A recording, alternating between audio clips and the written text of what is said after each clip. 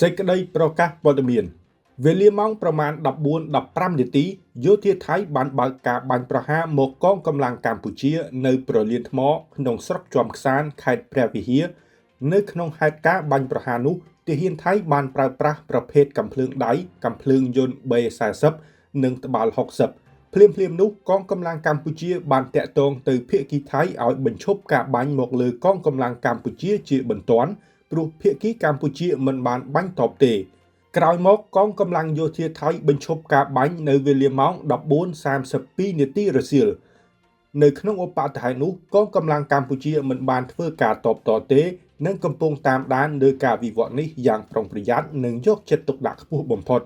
ជាមួយគ្នានេះកម្ពុជាបានជូនដំណឹងទៅក្រុមអ្នកសង្កេតការណ៍អាស៊ាន AOT អំពីឧបតហេតុនេះព្រមទាំងគ្រោងនឹងស្នើឲ្យ AOT ធ្វើការស្រាវជ្រាវស៊ើបអង្កេតដើម្បីធានាឲ្យបាននូវតម្លាភាពយុត្តិធម៌និងភាពត្រឹមត្រូវ